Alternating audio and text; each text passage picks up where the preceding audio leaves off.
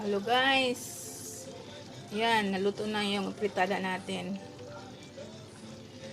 Transfer ko muna sa ano.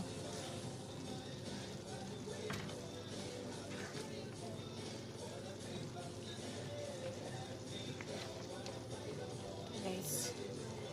Fritada in my own style. Yan, ang ulam namin ngayon. Fritadang baboy.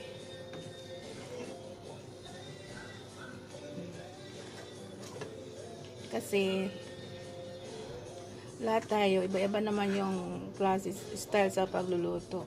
Pero yung pangalan pareho pa rin. Iba-iba lang yung class style sa pagluluto.